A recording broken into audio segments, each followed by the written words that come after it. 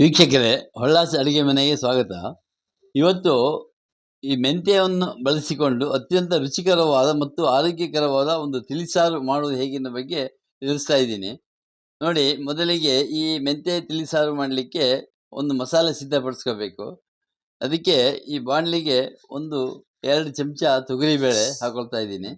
ಇದು ಸ್ವಲ್ಪ ಕೆಂಪಾಗೋವರೆಗೂ ಹುರ್ಕೋಬೇಕು. ಇದನ್ನು 1 ಚಮಚ ಮೆಂತ್ಯ ಇದನ್ನು ಹುರಿಲಿಕ್ಕೆ ಹಾಕ್ಕೊಳ್ತಾ ಇದ್ದೀನಿ. ಒಂದು ಅರ್ಧ ಚಮಚ ಕಾಳುಮೆಣಸು, ಬಿಳಿ ಕಾಳುಮೆಣಸು ಹಾಕ್ಕೊಳ್ತಾ ಇದ್ದೀನಿ. 1 ಚಮಚ ಜೀರಿಗೆ, ಒಂದು 2 ಬ್ಯಾಡಗಿ ಮೆಣಸಿನಕಾಯಿ. ಈಗ ಇದಿಷ್ಟನ್ನು ಒಳ್ಳೆ ಪರಿಮಳ ಬರೋವರೆಗೂ, ಕೆಂಪಾಗೋವರೆಗೂ ಹುರ್ಕೋಬೇಕು. ನಾವು ಹುರಿಯುವಾಗ ಎಣ್ಣೆ ಹಾಕ್ಕೊಂಡಿಲ್ಲ, ಡ್ರೈ ಆಗಿ ಹುರ್ಕೊತಾ ಇದ್ದೀವಿ. ಇದನ್ನು ಪುಡಿ ಮಾಡ್ಕೋಬೇಕು. ಆಮೇಲೆ ತಣ್ಣಗಾದ ಮೇಲೆ ನೋಡಿ, ಇದೀಗ ಎಲ್ಲ ಹುರಿದಾಗಿದೆ. ನೋಡಿ, ಒಳ್ಳೆ ಪರಿಮಳ ಬರ್ತಾ ಇದೆ. ಇದನ್ನು ಒಂದು ತಟ್ಟೆಗೆ ವರ್ಗಾಯಿಸ್ಕೊತಾ ಇದ್ದೀನಿ. ಇದು ತಣ್ಣಗಾದ ಮೇಲೆ ಇದನ್ನು ನಾವು ಪುಡಿ ಮಾಡ್ಕೋಬೇಕು. ಹುರ್ಕೊಂಡಿರೋ ಮಸಾಲೆ ಎಲ್ಲ ತಣ್ಣಗಾಗಿದೆ. ಇದನ್ನು ಈಗ ಮಿಕ್ಸಿ ಜಾರಿಗೆ ಹಾಕ್ಕೊಂಡಿದ್ದೀನಿ. ಇದನ್ನು ನೈಸಾಗಿ ಪುಡಿ ಮಾಡ್ಕೋಬೇಕು. ವೀಕ್ಷಕರೇ, ಈಗ ಮೆಂತ್ಯ ತಿಳಿಸಾರು ಮಾಡಲಿಕ್ಕೆ ಈ ಬಾಣಲಿಕ್ಕೆ ಒಂದು 2 ಚಮಚ ಆಯಿಲ್ ಹಾಕ್ಕೊಳ್ತಾ ಇದ್ದೀನಿ. ಅರ್ಧ ಚಮಚ ಸಾಸಿವೆ. ನೋಡಿ, ಸಾಸಿವೆ ಸಿಡಿತಾ ಇದೆ.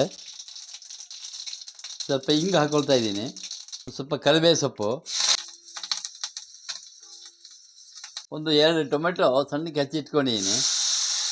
ಈ ಟೊಮೆಟೊ ಚೆನ್ನಾಗಿ ಮೆತ್ತಗಾಗೋವರೆಗೂ ಒಂದು 2-3 ನಿಮಿಷ ಚೆನ್ನಾಗಿ ಹುರ್ಕೋಬೇಕು ಇದನ್ನು. ನೋಡಿ, ಈ ಮೆಂತ್ಯ ತಿಳಿಸಾರು ಆರೋಗ್ಯಕ್ಕೆ ತುಂಬ ಒಳ್ಳೆಯದಿದು. ಇದು ಮಧ್ಯಾಹ್ನದ ಊಟಕ್ಕೆ ತುಂಬ ರುಚಿಕರವಾಗಿ ಟೇಸ್ಟಿಯಾಗಿರುತ್ತೆ.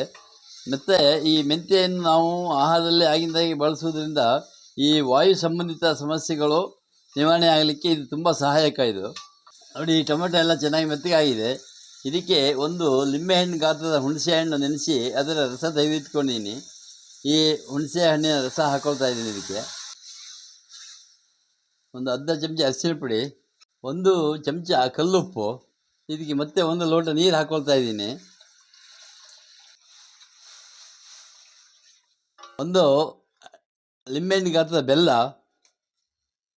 ಇದು ಚೆನ್ನಾಗಿ ಕುದಿ ಬರಬೇಕು. ಈಗ ಇದು ನೋಡಿ, ಇದೀಗ ಚೆನ್ನಾಗಿ ಕುದೀತಾ ಇದೆ.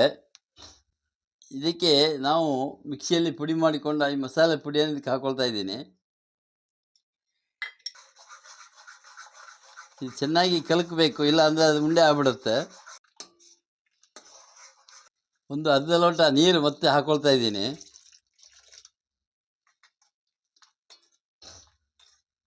ಒಂದು ಅರ್ಧ ಕಡಿ ತೆಂಗಿನಕಾಯಿ ತುರಿ ಅದರ ಹಾಲು ತೆಗೆದು, ಈ ತೆಂಗಿನ ಹಾಲು ಇದಕ್ಕೆ ಹಾಕ್ಕೊಳ್ತಾ ಇದ್ದೀನಿ. ಈ ತೆಂಗಿನ ಹಾಲು ಹಾಕೋದ್ರಿಂದ ತಿಳಿಸಾರು ತುಂಬ ರುಚಿಕರವಾಗಿ, ತುಂಬ ಟೇಸ್ಟಿಯಾಗಿ ಬರುತ್ತೆ.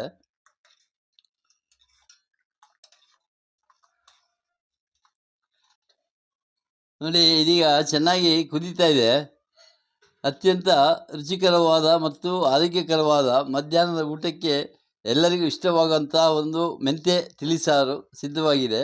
ಇದನ್ನು ನೀವು ಮಾಡಿ ನೋಡಿ ಮತ್ತು ನಿಮ್ಮ ಅನಿಸಿಕೆಗಳನ್ನು ತಿಳಿಸಿ. ನಮಸ್ಕಾರಗಳು.